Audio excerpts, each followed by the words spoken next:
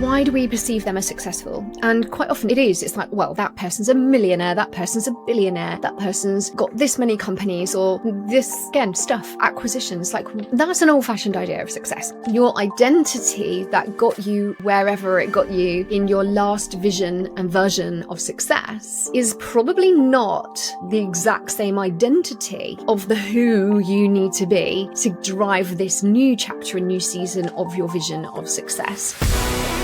This is the Born to be Brilliant podcast, helping you harness the habits and unlock the tools to bring you more meaning, vibrance, and the personal power to help you shine like the diamond you are. Hey everybody, Lucy here, and this episode is all about success. What is success anyway, and what does success mean to you?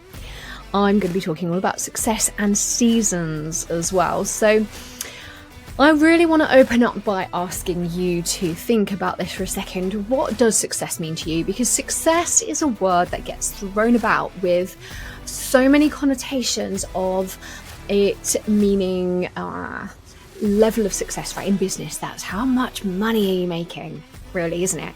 Or status and stuff. You look at, great successful entrepreneurs and business owners. You could look at the likes of, Stephen Bartlett or Richard Branson and think, well, yes, that's a very successful person. And why do we perceive them as successful? And quite often it's like, well, that person's a millionaire, that person's a billionaire, that person's got this many companies, or this, again, stuff, acquisitions. Like, that's an old-fashioned idea of success. Now, I know you wouldn't be listening to this podcast if you didn't think about this a bit differently. I know that because I know my audience, and I know that you are here because you're somebody that does see success more holistically, and that it isn't just all about money in the bank and status and so on. However, I also firmly believe that in order to create abundant success and holistic success, where your health is great, your relationships are great, your mental well-being is great, your physical body is great, your business is doing great, your finances are really healthy, and it's all of the things. It's not one or the other. So to me, that's what holistic is. It doesn't mean money is bad and success is not about money, because actually money is leverage, and you need, money. Money is just part of the exchange, right? And with money, you can actually fuel a bigger impact. You can pay for things, being that, systems, teams, platforms, getting yourself in the right rooms, getting yourself the right and the best available support to be able to create more success in all of those areas. Let's face it, the best health is going to come from the best health care, right? The best support is going to come from the best coaching or the best team members that you can then afford to hire. So your ability to make a bigger impact in whatever it is that you're creating requires money, because money is the thing that fuels that. Money is the thing that pushes you up and out there and allows you to be seen, heard, digested, and support more people. So you can make more of an impact and do more and be more successful in your thing if money is a part of that. So by no means do I have this sort of stance of like, oh yeah, success isn't all money. No, it's not all money, but it's absolutely part of it. Like, it's a crucial piece of the puzzle. And I really want to make that clear. Like, I do not go against that sort of, I know there are some people that are like, success is all about how you feel. It's like, no, it's partly that. It's all the things, yeah? We're in a place where it's so holistic. We get all the things. We get to have and be and do all the things. So with that in mind, and I'm sure, as I say, I know my audience think that way and see things that way. What does success look like for you, and how about now? Because I know that it's definitely changed for me throughout my life and my journey. And I think that it's almost supposed to, because at different stages, success looks different, right? So when you're starting out, success might mean making ends meet. When you're starting a family, success might mean having time with them and being able to earn a living at the same time. When you're further along the line in business, success might mean a certain revenue level that allows you to invest in certain other supportive assets and things to further leverage that. Yes, of course, there are symbols of supposed success, but they are individual. They're what that means to different people, right? So you might go, oh, when I hit this level of revenue, I'm going to treat myself to this thing. It could be a car or a handbag or a holiday or whatever it might be, but those are personal to the individual. There are people who have all the things that don't actually have much to shout about in terms of what you might call success. And on the flip side, there are people who might have immense amounts of success in another way, and yet, and they may have all the things. It really is individual, right? So I think this really does go in seasons, and I think those seasons can be the earlier years. They can be if you have a family or start a family, that definitely changes, I think, your perception of success and what that means to you then. And again, I think if children are part of your world and then they grow up and then they're, starting to carve their own path, I think it shifts again. And the business that, if you've built a long-term, long-standing business, you've probably experienced this in business too. And your vision of what you first set out to create may well have changed. You may have set out to create something that gave you a certain life that you sit back now and go, well, wait a second, that's not the life I want now. It's the life I wanted then. Good example I hear of this often is actually when particularly women, but not exclusively, set about business that really puts them in the driving seat, and they're, a high flyer, they're jet setting here, there and everywhere. And then suddenly when they enter a family life season, they're like, I don't want to go away. I don't want to be somewhere else. I want to be here. I want to be around my kids. I want to be around family. And so their idea of success then is actually a business that supports that life. And ultimately, that is what your business is, right? Your business is supposed to support your whole life, which is why I don't separate business and life for myself or in my coaching or in my business at all. Like, it's in a harmony, it's a dance, it's intertwined. Because for me, that's what it needs to be. And I know that for a lot of people I work with, they feel the same way for them. So I think it does go in seasons. Now, in some cases, that can be the same business. So you may have started a business in your 20s and you might be in your 40s and you've seen it go through various seasons. You may have pivoted and totally changed your businesses. It may be that you built something that served you in that season of life and what success meant to you then, but actually you pivoted and reinvented yourself in order to align with what success means to you today or in that next season. And I think this is a really worthwhile reflection, because in some cases it does mean closing something down and starting something new. But in other cases, it actually doesn't. It means that there's a shift. It might be that your energy needs to change in where it was, and it needs to allow something else to come in or move out without it being all or nothing. It's not like, okay, burn that down, start again. Because I think too many people do that. There's too much like noise around this, this isn't fitting for me anymore, so I'm going to bin it, chuck it away, do something new.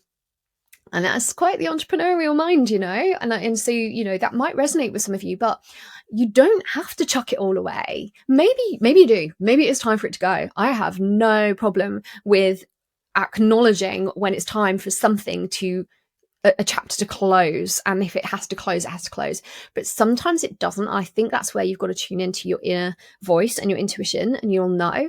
And maybe it doesn't have to close, maybe it just has to pivot, maybe it has to shift, maybe it has to be reimagined to allow you to operate from a place that is driving you towards what success means to you now. So that's where vision comes in. And if your business supports your life's vision, amazing. If you feel like it doesn't, you're going to know, because you're going to feel a little icky. You're going to feel out of alignment. You're not going to get the same hit of joy and fulfillment from what you're doing if you're out of that kind of alignment. And so it's great to take stock sometimes and think about this and ask yourself, what am I shooting for right now? And what does success look like for me in this season and where I'm going? So that's something I just really wanted to share with that in terms of how it can change. And when it changes, it usually goes along with a change within us. So what has changed within us. So it could be really obvious, like having kids. That's a big one. That's an obvious change. Or it could be internal. Something could have shifted within us that actually hasn't affected our environment in any way, but we feel differently. And that can happen for all kinds of reasons that I won't even go through right now, but there are so many reasons that can happen. But when we recognize that something has shifted within us, we need to sometimes re-educate, re-evaluate, tool up. I often use the term tool up. We may have to tool up. We might have to acquire some new skills. What are the gaps? Is it people? Do we need to get around some different people that are now going to be more aligned with this next chapter? Is it skills and knowledge? It usually isn't. Like sometimes there's some, but that's usually the quick win. I mean, knowledge is everywhere. Information is everywhere. That's very easy to attain now in this age. Like, you do not have to go off and study anything for years anymore. You can get a lot of knowledge very quickly, very accessibly. So the knowledge thing, if it is the case, it's usually quite a short-lived thing. It's a quick win. But then what else is it? Is it practices and habits? Is it something that you need to make sure you start doing daily? Because if something shifted internally, then there's probably some degree of identity shift going on. And your identity that got you wherever it got you in your last vision and version of success is probably not the exact same identity of the who you need to be to drive this new chapter, a new season of your vision of success. So what practices need to come in? I'm not saying you change who you are. You are who you are.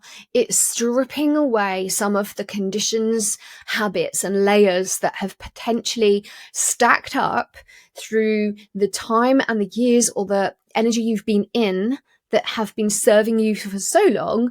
And it may be that those things aren't serving you anymore. So it might be like, I need to stop doing this thing now. It doesn't serve me anymore. I need to stop hanging around with these people now because that doesn't serve me anymore. I need to bring this in, this habit, this ritual, this routine is going to actually better support me, who I am now and where this me is going next.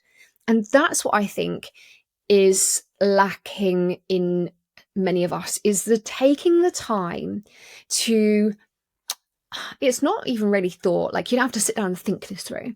It's not really intellectual. It's not like, oh yes, let me just brainstorm that on a notepad.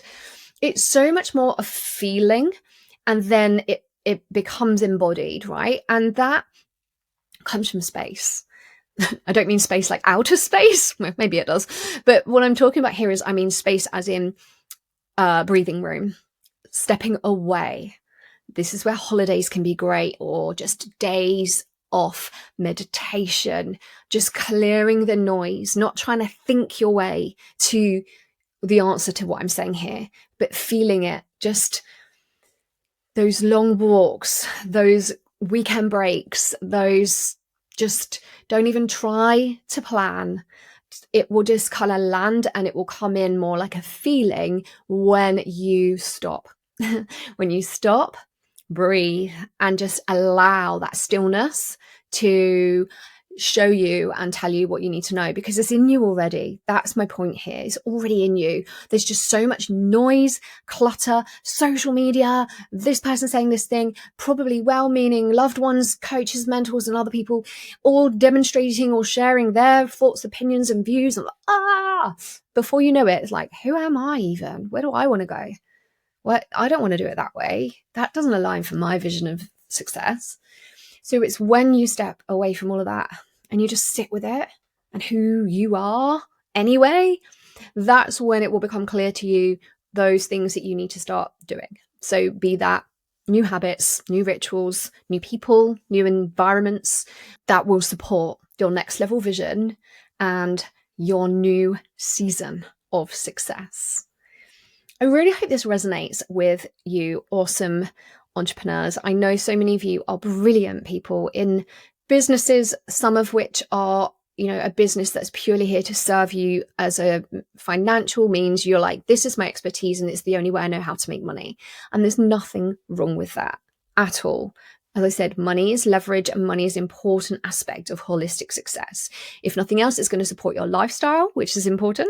It's going to support your health needs. It's going to support your family, whatever else. That's great. If you're fortunate enough to be in a business that is so soul aligned that you know that it's actually more like your purpose and your calling, then that's wonderful. But be okay with the fact that that might change. That may change and shift and evolve. It might not be the exact thing you think it is today. And those of you that are like, oh, but I want that. My business is more functional because it aligns with my skill set and it's easy money, but I really wish I felt more soul aligned. Then maybe that's coming. Maybe that's your next step. Maybe you're doing what you're doing right now as a stepping stone. Don't bin it. Don't run for the hills. Just know that it's part of the journey. I've been there. I've nose to the grindstone and worked my butt off in work that has felt like work, but I've known that it's what I'm good at and I need to do it for a period of time. But what happens is all of the things you're doing there and learning and doing and supporting and growing will lead you to that next stage and that next level. Maybe that is your purpose. Maybe that is where you're meant to be, because you get to live the life of your dreams and you're already living it. So wherever you are in this journey, just know that you're not alone. This is a space for this kind of thinking. And if you like this kind of thinking, then please share this episode with somebody that you think it could really resonate with, because there's so much more of this on my socials and through my emails. So reach out, connect with me. The people that come back to me and tell me I really love this content or this really landed with me is my feedback, and hearing that helps me know what you guys want to hear. So I love hearing from you. I really hope this resonates, and I can't wait to hear your stories of your version of success and what success really, really means to you. Until next time. I hope you enjoyed this episode, and remember, go out there and shine your light bright, because you were born to be brilliant.